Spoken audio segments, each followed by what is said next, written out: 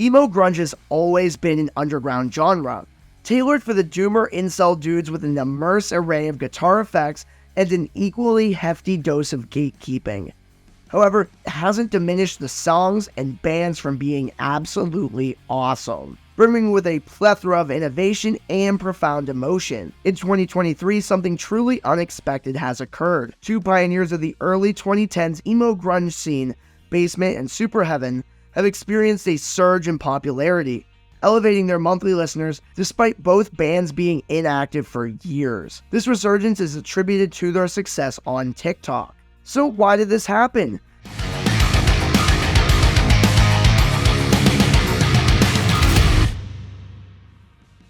How's it going, everybody? Welcome back to the No Skip Show. I'm your host, Travis Blatt, and today we're delving into the topic of TikTok fame and emo bands, and how the crossover is more likely than you think. Did you know that 99% of you aren't subscribed? For just today, that is okay, because we're a brand new channel, and we're looking to reach 1,000 subscribers, and we are so close to our goal. So make sure to subscribe and click the notification bell to keep the record spinning, as well as like this video and comment below your favorite Superheaven songs and your favorite Basement songs. Without further ado, let's go ahead and jump right into this video. Emo music finds itself in a rather unique position at the moment, with a surge of late 2010s bands, more closely associated with Midwest emo, gaining commercial prominence. Think the Front Bottoms,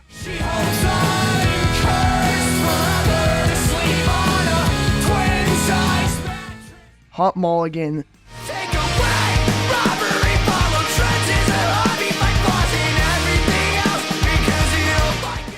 Mom Jeans,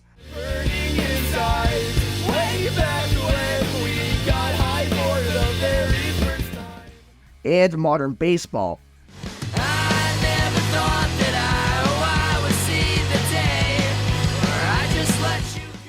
Owing to a robust social media presence, whether through their own efforts or as a part of a TikTok trend. Still, the genre is expanding. You thought I was feeling you? I was.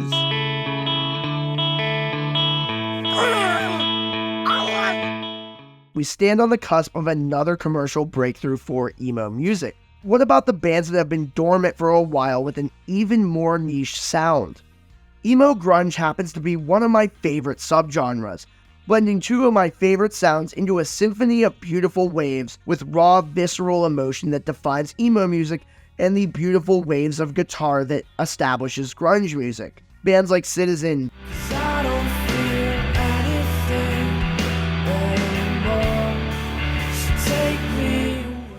Balance and Composure,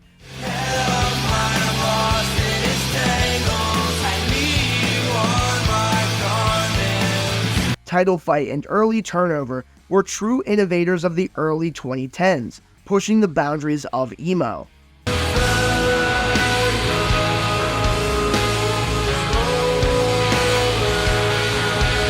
Yet two of the most notable names were Pennsylvania's Superheaven and the UK's Basement, with two exceptional albums at the turn of the decade. Superheaven's 2013 release Jar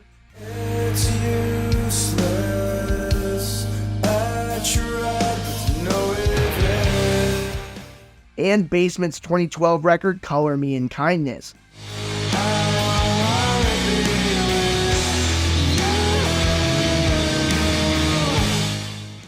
They propelled the genre forward, leaving an unforgettable mark on the small but passionate community that has grown around this subgenre. Looking ahead, Superheaven would go on to release one more album, Ours is Chrome, in 2015, delving even deeper into grunge territory. Meanwhile, Basement would release two additional albums, Promise Everything in 2017 and Beside Myself in 2018, further and further going into an alternative rock sound. Yet, after these releases, both bands fell silent, sporadically playing live shows and touring. However, even without new music for years, they are now bigger than ever, especially Superheaven, who has sold out the majority of their 10-year anniversary tour for Jar. But why? One word: TikTok. Both bands have been featured in a variety of TikToks, showcasing their two most popular hits, Superheaven's Youngest Daughter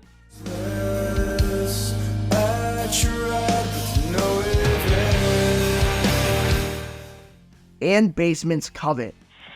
When I'm with you,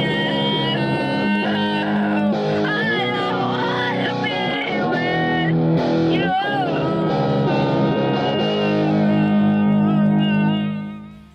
Now they've gained millions of streams in a remarkably short span of time, soaring from around 200,000 monthly listeners on Spotify each to nearly 2 million at the time of recording. From my research, many of these TikToks range from being entertaining memes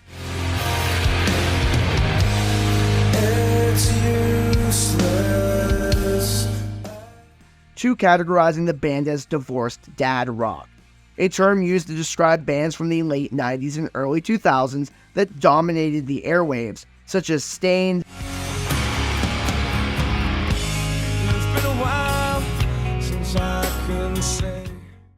Nickelback,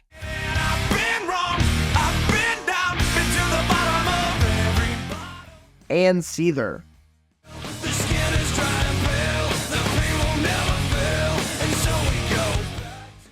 Specifically bands that spearheaded the post-grunge movement, but they also ran it into the ground. However, Superheaven and Basement don't have much in common with those bands aside from their shared influences from the grunge scene of the early 90s, but I believe there's much more to it.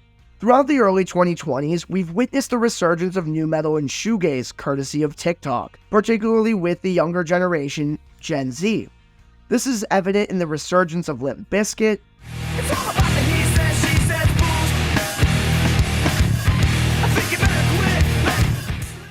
Korn,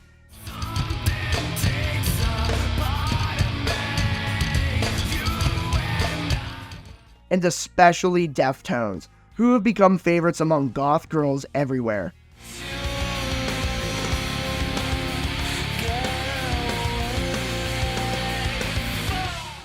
No longer is their fan base confined to sweaty middle-aged men. It now encompasses a blend of them and alt girls who could stomp on your head and not feel bad about it. Here's how to pull a Deftones girl for Valentine's Day. Alright, step 1, get in the car. Be quiet and drive. Far away, because she don't want you, little bro. That's all me. With this influx of Gen Z alt TikTokers, they're bound to seek something beyond the introductory bands, something to expand their musical horizons. In this context, bands like Superheaven and Basement are the perfect candidates for this crossover of emo, alternative rock, and grunge. Even though I personally would not call either of these bands divorced dad rock, as long as they're gaining traction, it's still a win-win. Now, at this point you might be sitting there grinding your teeth and balling up your fist, just pissed off that your favorite bands have gotten big on TikTok. But this is actually a wonderful thing. Ultimately, we should be cheering for our favorite bands to thrive and reach new audiences. I often see folks in music forums and groups griping about normie music. Yet those very same people get upset when casual fans stumble upon their favorite bands, adopting a hypocritical stance that hinders the growth of the bands themselves. Witnessing the success of your favorite bands can be tough, because it means relinquishing a certain level of exclusivity, but you want to see them succeed, right? Make no mistake, I know that I will never see Hot Mulligan play a pizza shop basement ever again, but there's something quite beautiful and gratifying about seeing how quickly that they have grown, and also seeing how they have brought so many people into Midwest emo and emo music in general, and now they're opening for Fall Out Boy, welcoming way more people to the emo world. Honestly, TikTok is doing wonders for the alternative and emo scenes and for music as a whole.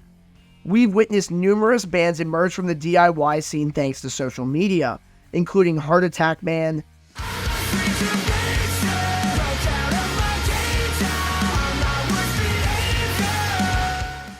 Saturdays at Your Place, They're pulling out the tarot cards. I fucking hate this. I'll hide in the basement. It's not that it's basic. and Prince Daddy and the Hyena.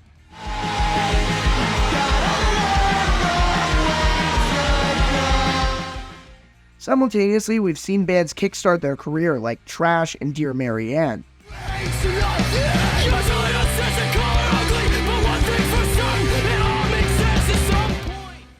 Social media provides a much more efficient way for bands to connect with their target audience than slogging through the DIY local scene and hoping for a break. This has instigated a complete shift in the music industry, offering more agency to listeners and making it easier to delve deeper into their interests. As a result, more obscure bands are poised to be bigger than ever before.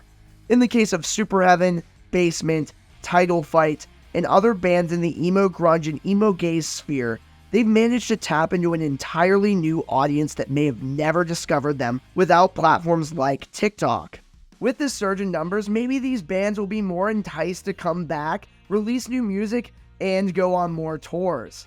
Alright guys, that's all I have for today. Make sure to comment down below your favorite Superheaven and Basement songs and your thoughts on TikTok and emo's crossover. Make sure to subscribe as well, click the notification bell to keep the record spinning, and thanks for watching, and happy listening.